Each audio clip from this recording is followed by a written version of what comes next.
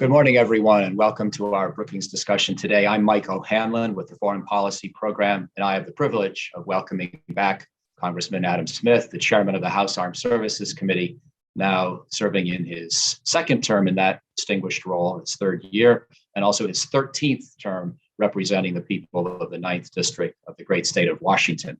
A couple more words of introduction, and then Chairman Smith will have a couple of words of his own to say greetings and to set the framework for today's discussion. We'll then proceed with a conversation between him and me for about a half hour, and then appreciate audience questions that are already coming in great numbers at events@brookings.edu. I'll try to feed some of those to the congressman in the second half hour. But just an additional word, many folks who are watching this will remember and understand very well that we are at 1 month away from the end of the current fiscal year 2021. And by October 1st, we need a new source of funding for the Department of Defense. That is the start of the fiscal 22 year. And there is still a big, lively debate about what size defense budget, as well as what composition defense budget the United States should have for that fiscal year, a debate that continues and will be, I'm sure, quite lively this week. I just want to add the one additional substantive note, if I could, Mr. Chairman, that I really look forward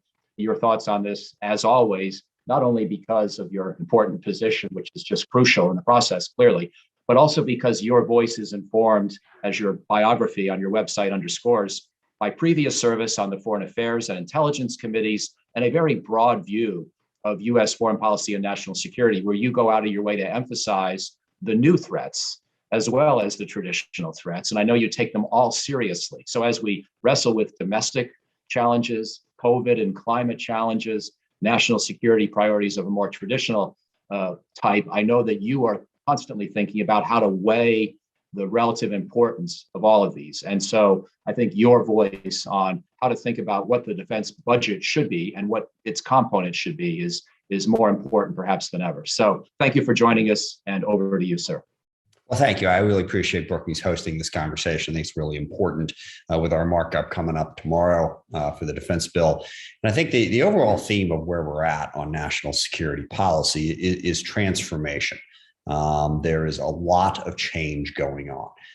Certainly, we've seen, 20 years of the military being forward-leaning, present in combat situations in Iraq and Afghanistan. Now that we've pulled out of Afghanistan, we're out of Iraq, we are pivoting away from that sort of direct forward, military engagement in combat zones.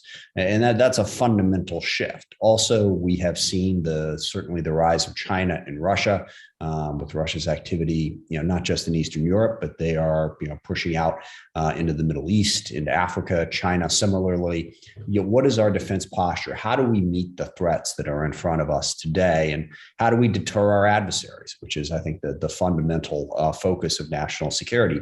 And that's going to require a whole lot of change, some of it obvious, some of it not so much. But it really is different than what we've been doing for most of the last 20 years. And then second, there's the technological challenge, that survivability has become the biggest issue in terms of platforms, in terms of warfare, information warfare. We've seen the effectiveness of cyber attacks against us. All the platforms in the world don't do you any good if someone can, sit in their basement with a computer and shut down your command and control system. So how do we rebuild that command and control system to make it more robust, more survivable? What platforms are out there now that are going to be more survivable and more useful? We've got the whole swarm of drones issue. A, how do you protect against that? B, how do you use it? How do we develop that technology so that we can have that deterrent effect on our adversaries as well? And that's the main theme of what we're trying to do here, and where Mike Rogers and I are 100% in agreement. We need to transform our national security. And then there's the other issue that you alluded to, which is we need to start better using other tools in the toolbox. Military confrontation always comes with a high cost. How can we better integrate that with partnerships and allies, with diplomacy? How can we work together on things like climate change in a global sense? So big transformations going on here. The bill we've put together is trying to reflect those transformations. I guess the last piece before I turn it over, because I know there's a ton of questions, so I don't want to just go on here. I want to get to answering your questions is, how can we build systems better? I wrote an op-ed a little while ago that sort of summed it up. But the bottom line is last 20 years, we have far too often not gotten our money's worth for the platforms that we are trying to develop. And I think we've learned some lessons from that about what the right way to develop new technologies is. But we've got to apply those lessons. And look, the pace of change is what gets you in trouble here. You come up with an idea and then you start to build it. 2-3 years into it, a whole bunch of stuff has changed. How do you adjust to that? I think we've come up with some better ideas in terms of how to deal with that. But we've got a lot of work to do to sort of reset national security policy and reset defense policy. And I think this bill will be a significant part of that process. Thank you. And I want to pick up on the transformation theme and ask you to place it in a little bit of historical context as well. You did with the Iraq and Afghanistan and broader Middle East change that we've been seeing in recent times. But I also wanted to ask you, in your time in influential positions on the House Armed Services Committee, we have changed some of our posture overseas, right, in response to Russia and China. So we've had a much greater U.S. military presence now in Poland, and NATO partners have put forces in the Baltics. We have the Navy now documenting in its Tri-Service Maritime Strategy document that came out last year that they've shifted to 60% of the Navy being in the broader Indo-Pacific region, as promised a decade ago by President Obama's pivot or rebalance strategy. I wonder how much you see those as already constituting important transformation, at least in terms of where the footprint is around the world. And so now you're sort of talking about maybe transformation 2.0, which is more the hardware and weapons and cyber side. Is that how I should think about your use of the term transformation? Just in other words, just how important were those previous shifts that we've already now made in shoring up our deterrence of Russia and China? I think they've been very important. And I know Secretary Esper, when he was Secretary of Defense, was really focused on this. And what he was focused on was, okay, Russia, China are rising. So what do we do in those regions in order to better be able to deter them? How do we build partnerships? How do we shift our forces? But Mark was also very focused on, okay, if I'm doing this, what else am I not going to be doing? And that's the part that frequently people don't want to talk about. It's like, well, we can't stop doing that. There's a finite amount of resources and a finite amount of focus. So I would say that transition is continuing. I was actually just in Eastern Europe, in Poland, Romania, Lithuania, and Ukraine, and looking at that. And there's still more. We have very willing partners in that part of the world. There's still more pivoting to be doing. So I would say we're sort of in the middle of that process. And then the second piece of it is, what are the systems challenges? What weapon systems do we need to deter the adversaries that we're now facing, and how do we transform that? And again, the biggest change there is the increasing difficulty of platforms being able to survive in a contested environment. Whether you're talking about cyber threats, command and control threats, the importance of our satellite systems and how robust that is, or simply the ability of a fighter jet or a ship in the sea to be able to survive a missile attack. All of that is much more difficult. All of that is much more vulnerable than it used to be. So how do we change that to make what we have less vulnerable, but still lethal enough to be a deterrent threat? Secretary Esper last fall issued a new vision for the Navy, which I wanted to ask you about, because the funny thing was, he was then unceremoniously dismissed by President Trump. And we had a subsequent Tri-Service Maritime Domain Strategy put out under the signature of a Secretary of the Navy working for Donald Trump. So I didn't see a lot of a reflection of Esper's naval vision in that subsequent document, but it strikes me that Esper did put out a big idea, and he emphasized attack submarines and unmanned systems. I wondered if you agreed with that, and if you thought that his speech from last fall really should have some staying power in the current debate. No, absolutely. And I think what Secretary Esper laid out was a vision of capability instead of numbers. And I won't give you my long speech because most of the people on this call have heard it. But for most of my time in Congress, we have been obsessed with the numbers. Like somehow, if we write down on a piece of paper that we plan to have a 400 ship Navy or a 300, as long as we're talking about the numbers of ships, well, then it's all good. And what Mark did, and, I think Secretary of the Navy Spencer did as well, was said, well, wait a second. Well, what are we really trying to accomplish? What capabilities do we need? And let's look at the changing pace of technology, missile technology being the biggest thing that is in a tougher position, or puts our ships in a tougher position to survive that. So yeah, I think that vision has a ton of resonance going forward. And we're facing some of those choices now.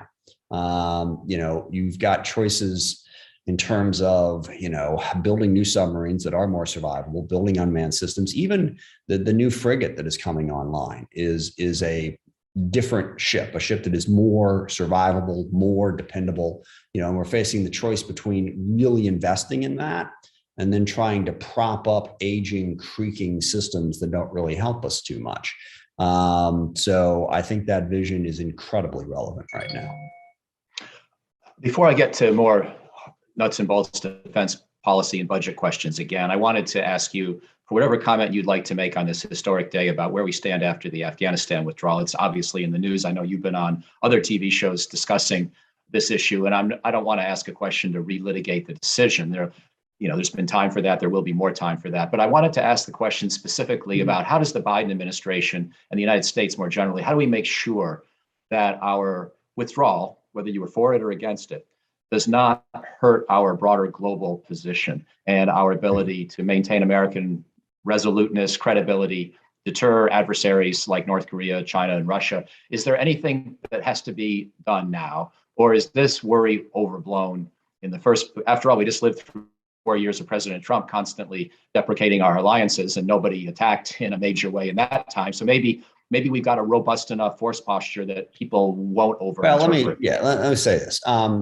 First of all, the legacy of that decision and the recriminations that are going on, I think it is really important that we have that conversation for a reason that I'll get into in a second. Second of all, and sorry, I'm very particular about how things are phrased. And when you say, how do we make sure?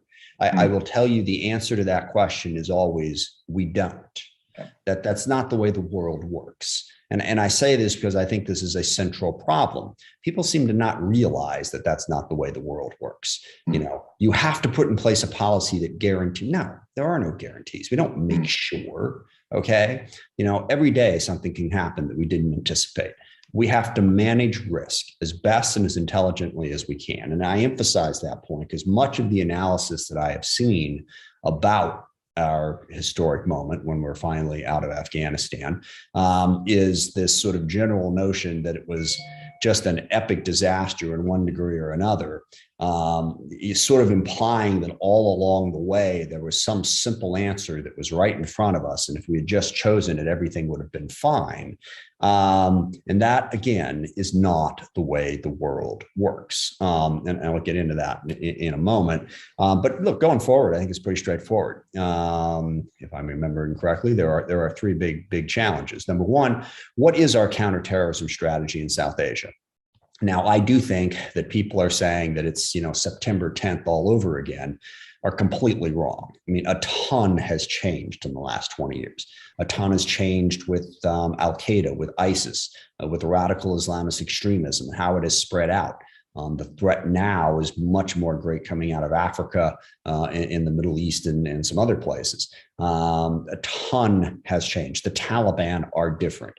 They are still horrific, don't get me wrong, but they are clearly different. And also our capability to contain terrorist threats from distance is 1,000 times greater now than it was on September 10th.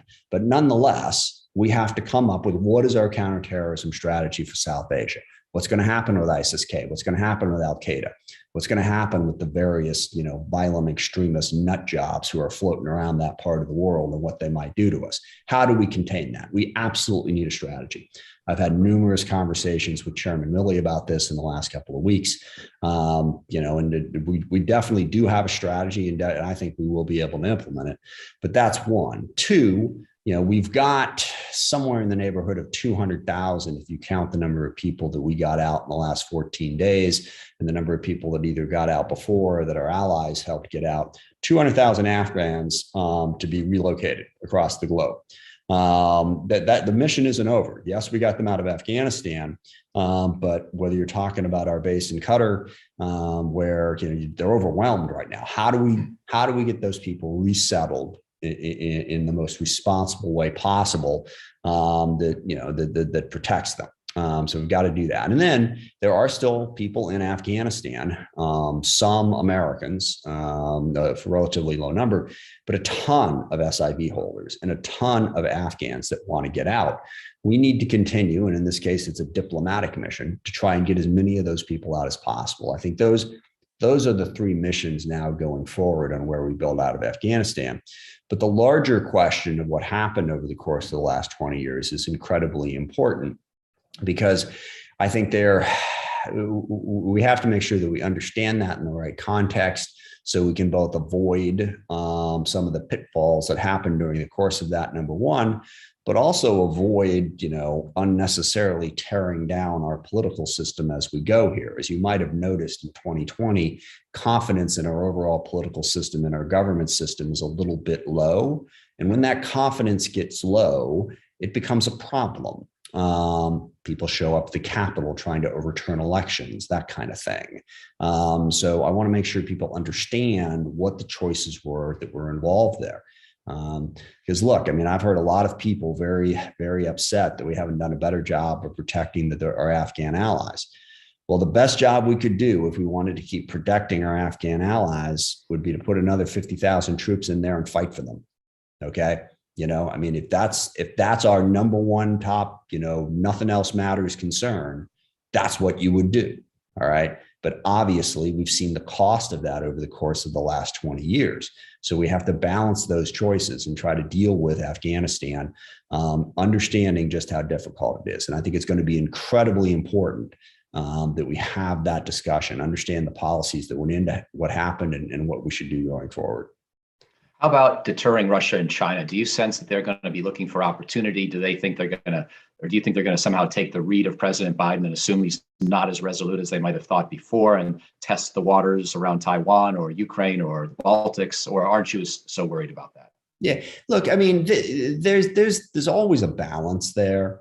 Everyone's saying that, weakness invites aggression. Well, why don't we just bomb everybody all the time, to show them that we're not weak? Okay, let's think our way through beyond just the bumper sticker thought that somehow, because we didn't decide to stay in Afghanistan for another 20 years, people are going to assume that we're not resolute. I don't think it's that simple. It is a broad deterrence strategy.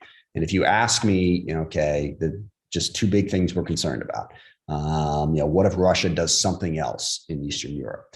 What if they push further into Ukraine? What if they try to establish this land bridge to Kaliningrad across Lithuania? What if they, try to carve out part of Estonia? What is their calculation in deciding to do that? China, what is their calculation in deciding whether or not to take Taiwan? I think anyone who thinks that their calculation has significantly changed because we just pulled the last 2,500 troops out of Afghanistan, I really don't see that. There are a lot of other issues that go into whether or not Russia and China are going to feel like they have the ability to be aggressive in those parts of the world. But the fact that we're no longer tied down in Afghanistan, I don't really think is going to be one of them. So let me ask you, if I could, one more big picture question on the budget. But I'm going to frame it in a way where I don't force you to just, necessarily have the same debate or conversation now that you're going to have the rest of the week and next month likely on Capitol Hill. Although, feel free to go there if you want. But I wondered if you could maybe take a step back and speak to the general audience, some of whom are probably not following day-to-day House Armed Service Committee deliberations and, are trying to make sense of current American military capability with roughly a $740 billion a year national defense budget, and the request now from the Biden team for that to be $753 billion, including Department of Energy nuclear activity. And you're on record supporting that, but some people in the Senate and on your committee want to add $25 billion to those numbers for 2022. But last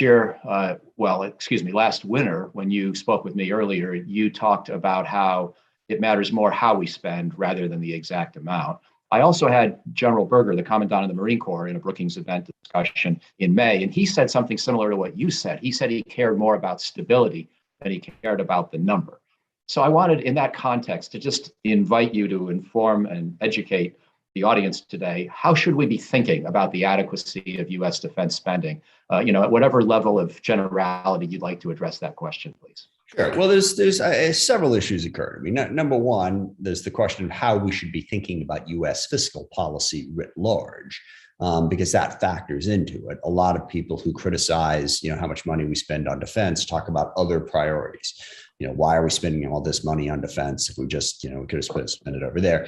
I don't have an enormous amount of sympathy for that argument right now, just because, we just spent $6 trillion in the last year, dealing with COVID.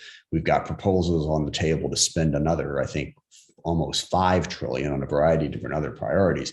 And we can get into a conversation about, okay, how does that work exactly? And there's modern monetary theory, and I could go way down a rabbit hole there on fiscal policy, but I won't. So suffice it to say that I don't think it's realistic. Well, I don't support the argument that you look at the defense budget and says, oh my gosh, we can't spend another $25 billion because we have all these other priorities.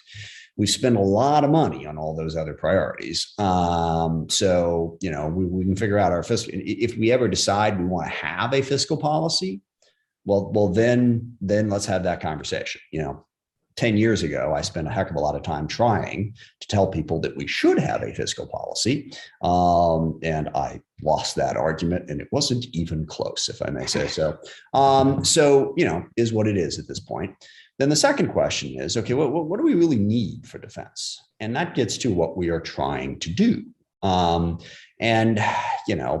think it's pretty clear what we're trying to do. What we're trying to do is we're trying to deter our adversaries and create a more peaceful and stable world. And our adversaries basically are Russia, China, Iran, North Korea, and transnational terrorist groups. And there are a lot of different things that go into deterring that. Okay, it's not just the military. I understand that. I also understand that climate change is a major threat, and we need to make investments there.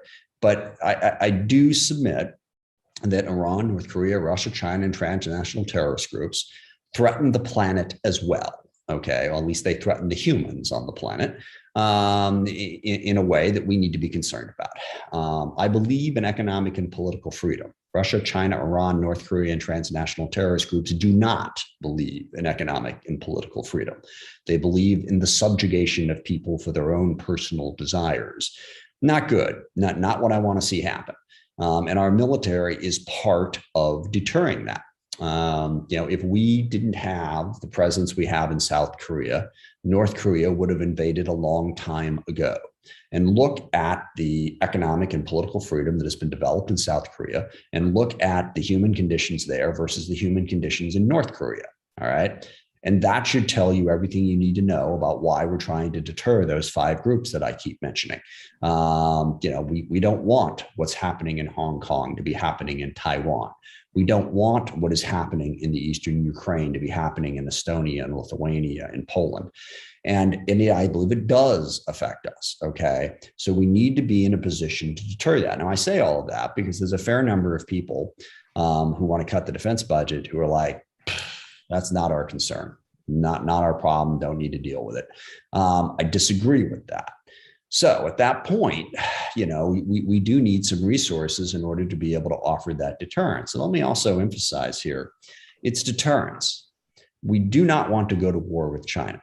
And I don't think anybody else on the committee is planning on going to war with China.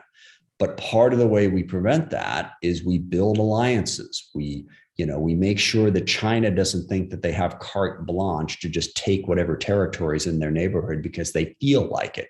And that is part of building this broader deterrent strategy. Now, you can go through the defense budget and say, okay, well, what does that dollar do to accomplish that objective? And in some cases, yeah, you probably have a little bit of an argument there. But that's the overall strategy. Last thing I'll say about this, it's a very broad question. Want to make sure I address it, is, I have pointed out a lot of the money that we've spent at the Department of Defense that has not been effective. The overruns on the F-35, the overruns on the Ford carrier, systems like the expeditionary fighting vehicle and future combat systems that never bore fruit at all. And we're working very hard to clean that up. I think that's important. But to say that because some money has been wasted at the Pentagon, we therefore shouldn't spend any money at the Pentagon, I think misses the point of what national security policy is about. And I will point out, when it comes to waste, fraud, and abuse, you don't want to take too close a look at Medicare, Medicaid, or the unemployment system if you're concerned about waste, fraud, and abuse. And I am not for 1 second going to say that we should slash the unemployment insurance system because somebody ripped off $500 million from it in the state of Washington during the course of the pandemic. We should go in and make sure we don't waste that money next time. But that's not a reason to say that we don't need to spend money on unemployment, just like it's not, just because the F-35 is over budget is not a reason to say that all of a sudden we don't need national security. I'm going to come back to the F-35 in a minute, as you probably guessed, and also to things like the nuclear triad. But I also wanted to ask you to comment now on general U.S. national security policy and two specific questions. You can address either or both as you wish. One is Secretary Austin's concept of integrated deterrence that he's been using a lot in speeches. And I wondered if you had a reaction to that, if you feel like that is really a major initiative which seeks to integrate economic deterrence, diplomatic measures, alliance responses, along with military options for scenarios like Taiwan, as I understand the concept anyway. And then secondly, any advice to the Biden team as they are trying to write their national security strategy, which of course then precedes the national military strategy and the whole process that's supposed to occur every 4 years. And whether there is any conceptual idea that you think needs to be emphasized or one they might be missing from what you've heard so far. Maybe that relates to Austin's concept of integrated deterrence, or maybe it's distinct. No, it absolutely relates to Austin's concept. And I would say that the two things, Biden administration's been saying this. Then candidate Biden was saying this when he was running for president. And I think the two things are, number one, the integrated defense idea. And I completely agree that, diplomacy, alliances, a whole bunch of things other than the military are going to deter Russia and China. It's not just the military. And, one of the most tragic public policy mistakes of my lifetime, of my service in politics, was the post-Cold War decisions that were made by, it's gross oversimplification here, but by neoconservatives. If you remember back to the New American Century paper that was written, one of the dumbest damn things that has ever been put forth. The idea that the key to the world's success and our success was that the U.S. had to remain as dominant in the world in the next 100 years as we were at the end of the Cold War. Words cannot adequately express the degree to which I think that was idiotic. And it led us to make a whole series of very bad decisions. And I think what Secretary Austin and the Biden administration are laying out is the idea that, dominance is not the answer. A, it's not achievable. B, even if it was, it comes with way too high a cost. We need to work with people. We need to build partnerships and alliances and build a globe that has a rules-based system, which is kind of what we did after World War II. Now, it certainly helped that after World War II, we had a very strong military, and we were the economically dominant power in the world. But we also, we worked with the United Nations, the IMF, the World Bank, all manner of different alliances, NATO. We didn't just come in here and say, we're the United States of America. You will do what we say when we say. We built up Europe. We built up Japan. We built up South Korea. We helped build up Taiwan. We strengthened partners. So the integrated idea is absolutely at the core of what we need to do in our national security, but not just rely on the military. Because number one, and then number two is just sort of what I said earlier, the system of alliances and deterrence. The one thing that I would add to it is what we've been trying to emphasize, which is to really understand modern warfare. to understand where we need to make our national security investments to deter adversaries. It's not just the number of ships. You have to have survivable platforms. You have to have the ability to place your opposition's platforms in jeopardy as well, which means we need better cyber capability. We need, stronger satellite systems.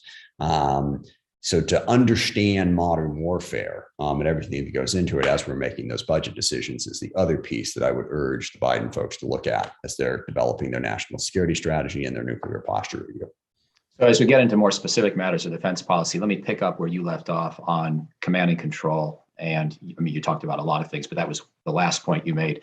And this new Pentagon acronym, Joint All Domain Command and Control, has become popular. JADC2, yes. JADC2.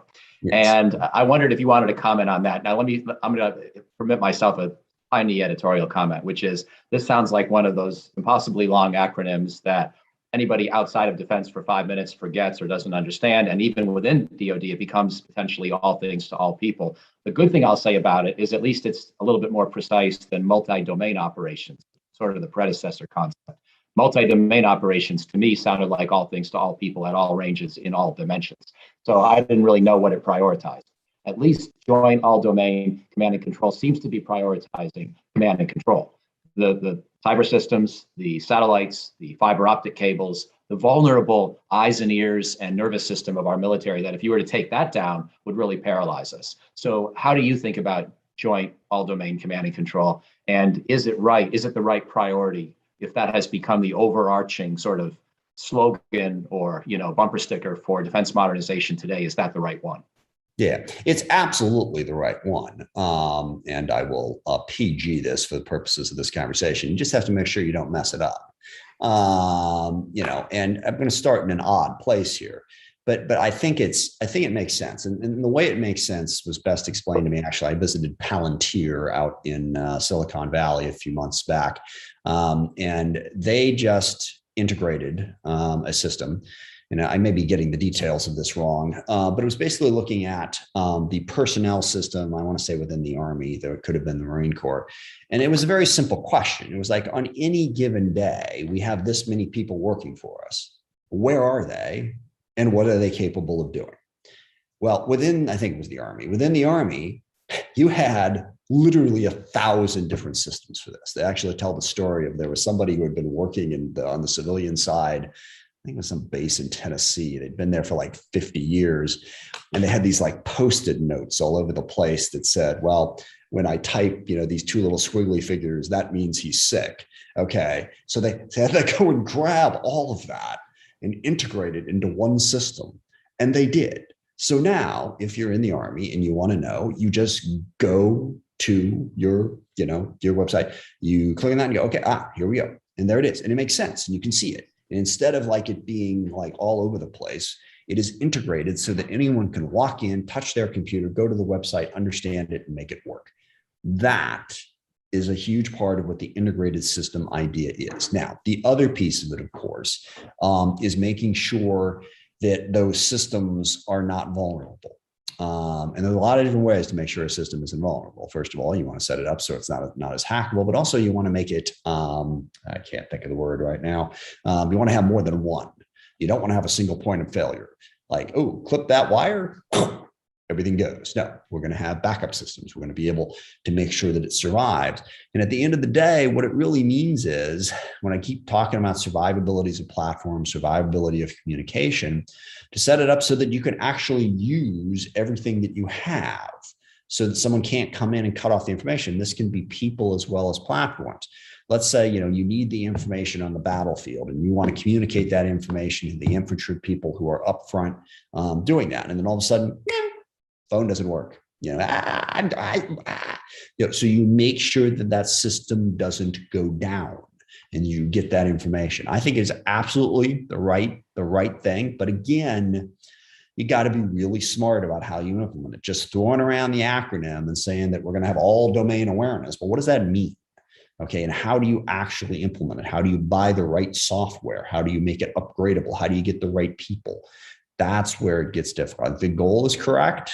Do not underestimate the difficulty of achieving it. Does that mean in the scheme of things, command and control is even slightly more important than lethality in the sense that we already have a lot of weapons? But the greater vulnerability is.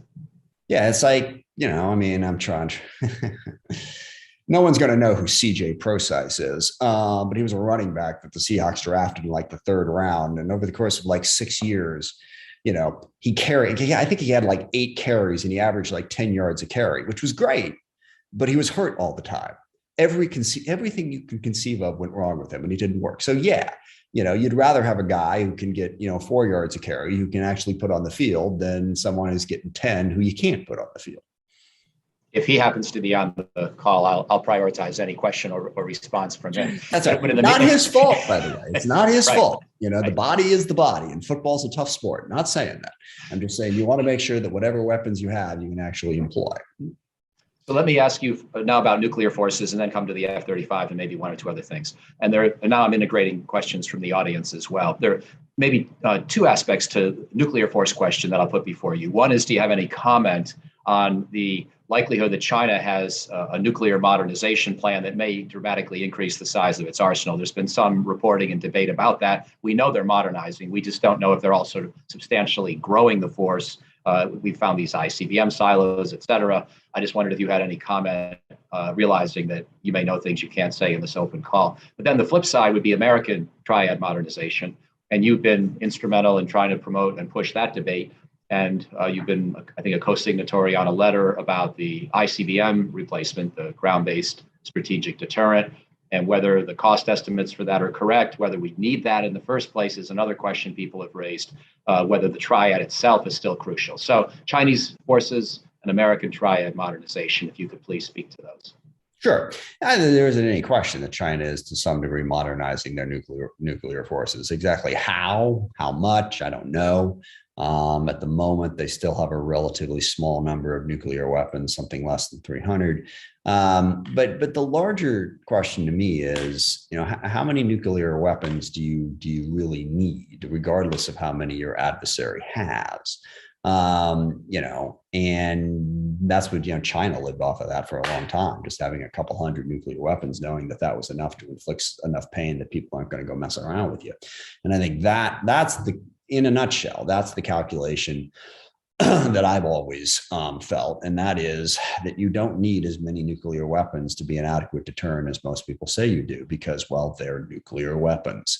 They've got pretty big punch. And, if you have a certain number of them, and then the issue really is making sure that they're survivable. And, and this comes back a little bit to the command and control question. I mean, we can obsess about how many nuclear weapons we have, but if we have a command and control system that can be shut down in the blink of an eye, it doesn't matter how many you have. So let's make the investments to protect the command and control system. So that's basically what I would be looking for in our nuclear posture review.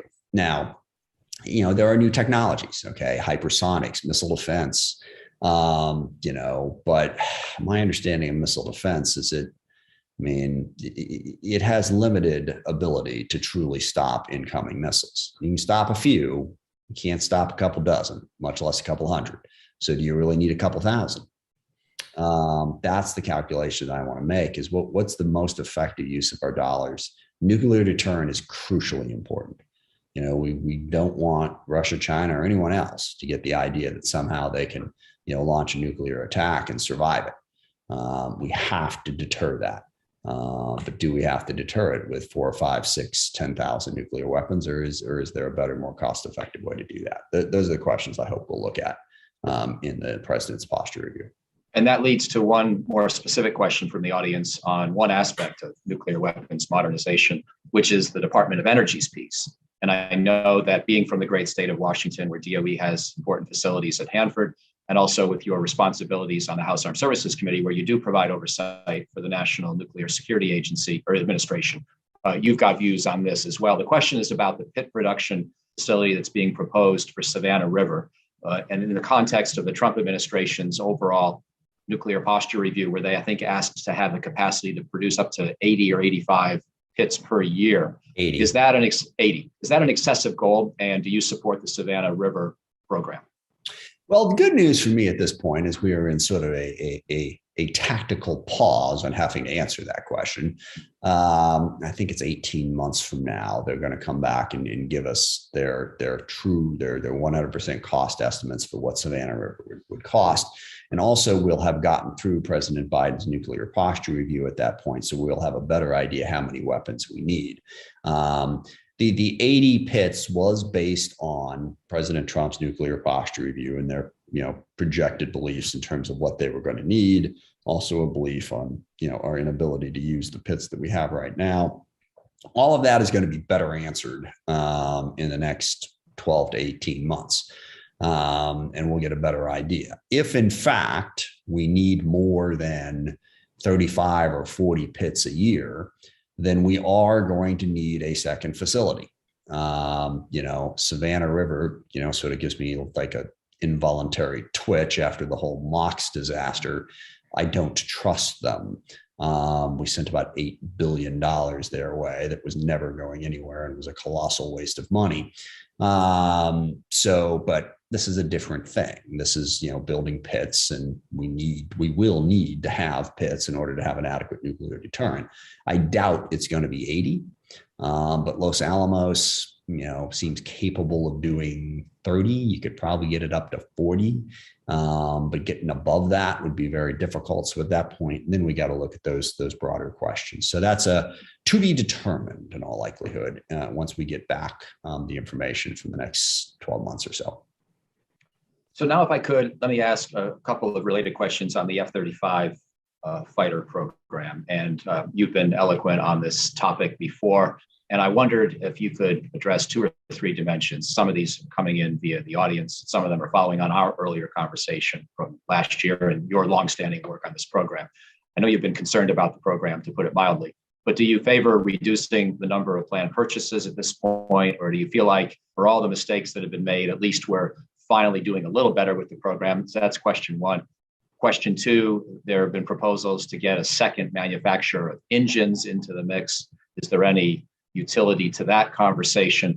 And question 3, if we are going to reduce the F-35 purchase, what should replace those planned airframes? Is it just a smaller Air Force, Navy, Marine Corps force structure? Is it more unmanned systems, longer range unmanned combat aircraft off of aircraft carriers?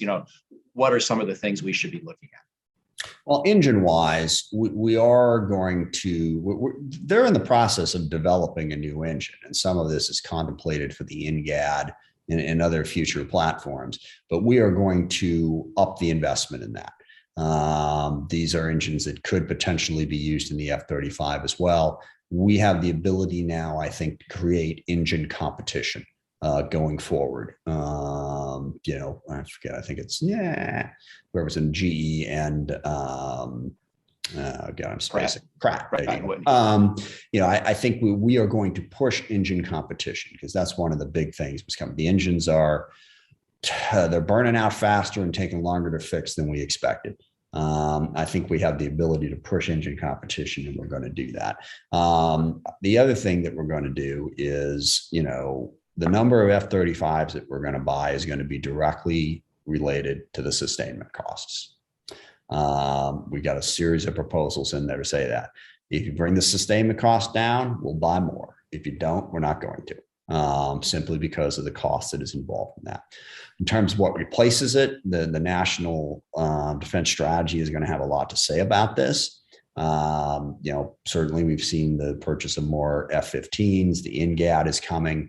And the other thing, and this is the whole back to my little swarm of drones issue, what we've discovered is because of missile technology, the F-35 is not going to be as survivable as we had hoped. Now, that's not to say that it's not more survivable than an F-16. It is by quite a bit, but it's also got some environments that it's not going to be able to get into because of how much missile technology has improved since we started building the thing. So what is survivable? And this is why drone technology is so important. And we've seen this play out in some of the fighting that has happened in Syria and the Armenia-Azerbaijan conflict. You got this undetectable swarm of drones that can still pack a pretty powerful punch. You can't see it coming. You got a devil of a time shooting it down. That's why we make investments in that. In many ways, that can accomplish a lot of missions that some of the bigger platforms can't. because they're easier to see. So I think the answer is, smaller, more survivable platforms, and in many cases, unmanned platforms are what's most likely to be more effective at accomplishing some of the missions that we envision for the F-35. Your mention of the F-15 as well in that answer, though, leads me to want to ask one conceptual question before I come back and have a couple more specifics. And that's about this term legacy systems, which has always struck me as a malleable term that, it's a little bit in the eye of the beholder. What's a legacy system? What's a good legacy system? You will notice that I don't use that word. I have noticed that. And so I'm inviting you, and by the way, I appreciate your correcting me on the conceptual and semantic point earlier, which I'm going to use in class as a way to talk about what are realistic goals for strategy when I start teaching tomorrow at Georgetown. So I appreciate that. But I also wanted to help the audience and myself understand how to think of this term legacy, or maybe just discard it altogether for the reasons that I was just mentioning, that it doesn't really lend itself to a good interpretation as to which systems that have been around a while are no longer useful and which are. So could you add a thought or two on that? So, I mean, it depends on the mission. Okay. It depends on what you're trying to accomplish. And the capability of what you're looking at.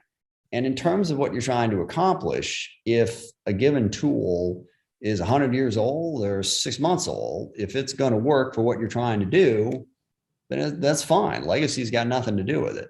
The B-52 obviously is a legacy system that works quite well.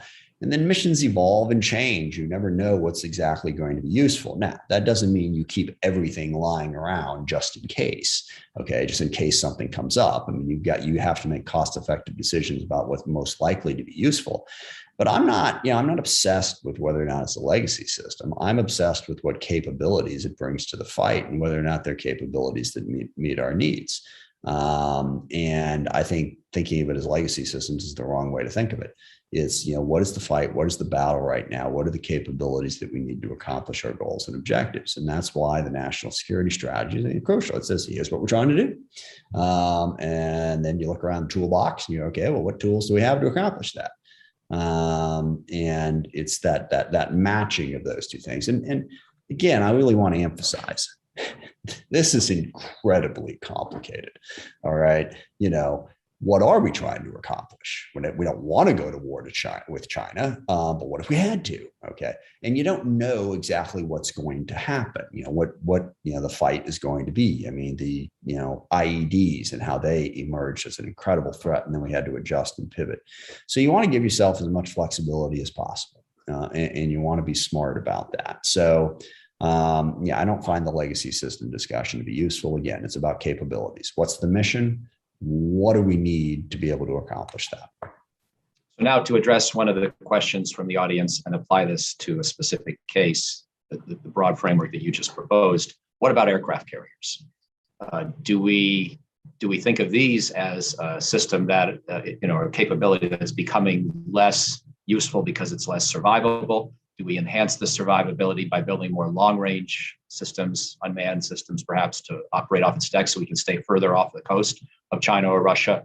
Or do we just have a different mix of naval assets with maybe a little bit less role for the carrier, recognizing that it probably can't go toe-to-toe against high-end threats anymore, but still using it, let's say, more in the Persian Gulf? How should we think about the future of the aircraft carrier?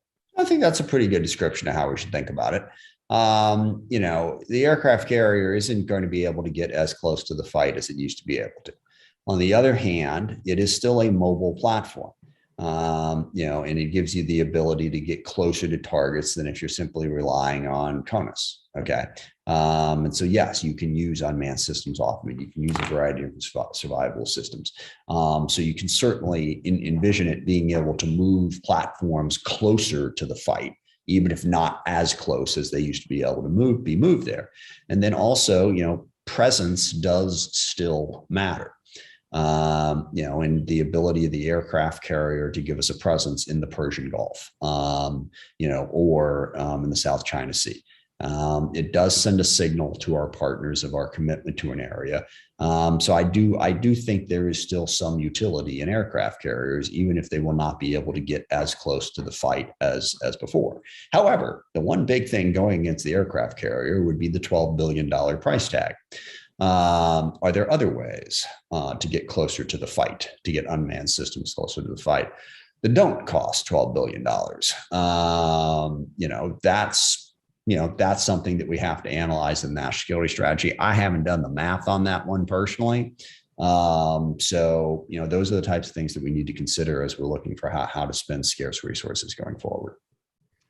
One simple question, I think, from the audience on South Korea, and you alluded to the importance of that alliance earlier, but previous defense bills in the latter Trump years often mandated that we keep a U.S. troop presence of at least, I think, 22,000, so that President Trump, who did not value the alliance as much as you or I, couldn't just pull the forces out precipitously. And of course, today the number is, I think, 29 or 30,000. Some people are wondering why there isn't any discussion of this in the current draft defense authorization bill for 2022. If I'm correct in understanding that you've left that language out, do we just not need it while we've got a President Biden in the White House, or is there some other explanation? No, two things. I think it is that. I think we don't need it whether it's President Biden in the White House, but also, and I could be wrong about this, there's 700 some odd amendments submitted. I know there is amendments about troop levels in Eastern Europe and elsewhere. Typically, I think it's Congressman Gallego who handles this issue. So it's not inconceivable that we might have an amendment on that, even if it wasn't in the base bill, but I'm not sure.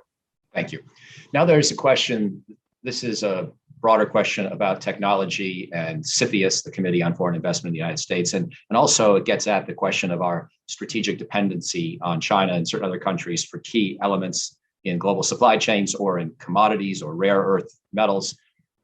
That's a big basket of topics I've just thrown on the table out of this question. But I wondered if you had any thoughts about how we're doing in terms of building up our own resilience against a possible disruption of key strategic commodities that we need for our, not just our economy, but our defense. And what this could be the rare earth minerals that come out of largely China still today. It could be certain, electronics in a global supply chain where we've developed a dependency on China or some other country. It could be pharmaceuticals where we've developed dependencies that we shouldn't have. I wondered if you had any thoughts about how well we're doing at just casting a spotlight on these issues and then starting to take steps to mitigate our vulnerabilities. Well, we're doing a good job of casting a spotlight on it, but we got a long way to go to get there. And I think the simplest way to think about it is how dependent we are on the global supply chain. It's the nature of the global economy. No one is self-sufficient anymore. Stuff's coming from everywhere. So as a starting point, I think it's really important that we have allies and partners and that we do begin to diversify that supply chain. And steps have been taken. That's why some of the alliances that we're developing in other parts of Asia with countries like Vietnam, certainly, Taiwan, India, other places where we can begin to spread out and diversify. Because starting in the 90s, when China really, boomed as a manufacturing center, they really came to sort of dominate a fair number of areas. We are beginning to diversify that. I think it's incredibly important that we diversify that. I think it also points up the fact that the world is a better place if we can find a way to get along with China. Now, I understand some of the limitations there. I do. But I don't think we should look at this and say, China's not the Soviet Union. Okay. We weren't engaged in much in the way of trade with the Soviet Union during the Cold War. We have a lot more interconnections with China, which is why diplomacy is part of this as well. I don't think we should just say, okay, China, irreconcilable differences, let's go. It's much more of a balanced effort there, but absolutely diversify the supply chain, look for other options. And the pandemic has taught us a lot of lessons about that, about where some of those vulnerabilities lie and where we need to shore it up. And I think we're just getting started in that process. So very last question with, again, gratitude for your joining us today as we near the top of the hour. But this gets into a little bit of nitty gritty on defense oversight and management that you've alluded to. You talked earlier about lessons we had learned on acquisition and how to avoid some of the mistakes we've made, recognizing we're never going to live in a perfect world without waste, fraud, and abuse at some level at the Pentagon. I'm paraphrasing, but some of the concepts that you've previously alluded to. And this one gets to the specific question of how OSD, the Office of Secretary of Defense, has been restructured in recent years. When you were on the committee and Chairman Thornberry and others pushed, breaking apart of the undersecretary job for acquisition and logistics, and also other kinds of reforms that you've been promoting since. Just wondered if you could give us sort of an update on how that's going, why you're now a little more confident perhaps than you might have been before about how we'll perhaps do a little better next time, even recognizing the challenges ahead. So what's been most important out of those reforms, and what do we need to do next to keep the process going? Well, in terms of the details of how we structure the Pentagon, how do you move acquisition reform, do the different pieces, this is where I wish it was, it's the Who Wants to Be a Millionaire. I would phone a friend. I would give Mac Thornberry a call and say, hey, Mac, you want to explain this? He knows a lot more about the nitty gritty details of that than I do. And we've worked out some of it. I would say the best and most positive thing that has happened is what you've seen with, starting with Secretary Esper when he was Secretary of the Army. And they did their night court blank slate review. And now you see what Commandant Berger is doing in the Marine Corps, and the Air Force Chief of Staff Brown is doing, and really sort of re-looking at what the mission is and understanding the importance of rapid change and rapid employment of new technology, and how they're fundamentally changing or trying to change the culture at the Pentagon to, empower people to make better short-term decisions, and not get trapped in process and say, well, this is the way we've done it for 10 years. We got to go through all the. So I think that overall cultural shift that you've seen, which is a recognition that we can't keep doing things the way we did on the development of the Ford carrier and the F-35 and the whole laundry list of what we got to be better, quicker, more nimble. We put in some acquisition reform that, increased the flexibility. And now we've got to implement it. So I would say at this point, I think we have done the acquisition reform that we need to do. And now it's a matter of, the three things that I always talk about. I think it's a decent place to close. The Pentagon, defense contractors, and Congress all have some blame in this that doesn't have anything to do with the FARs or the acquisition reform or anything.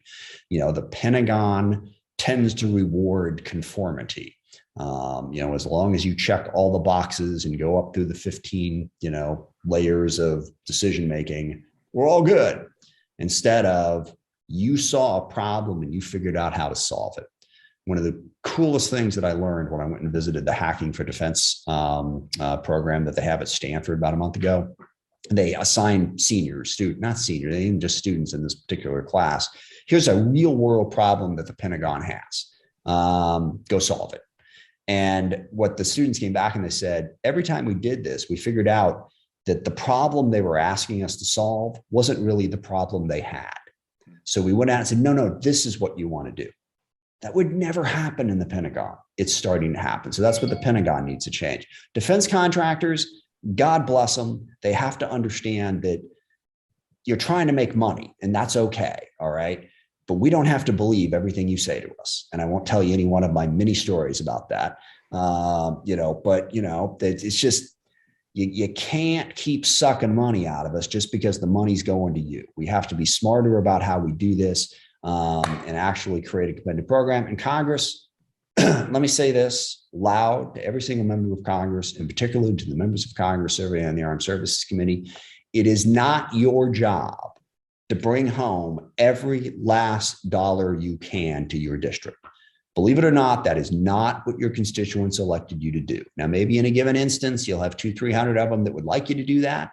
But the broader group of the 700,000 you represent, it is not, if the program's in my district, it's good. That is not the way to do your job. If we do those three things, that gives us the best chance to get more bang for the buck that we're spending in the defense budget. Well, Chairman Smith, it's always a privilege, and it's always lively and educational and inspiring. So thank you again for joining us today on behalf of myself and everyone at Brookings, and best wishes for the days and weeks ahead. Thanks for all you're doing for the country. Thank you. Thank you for the opportunity. Thanks for watching. Be sure to like and subscribe for more videos from Brookings.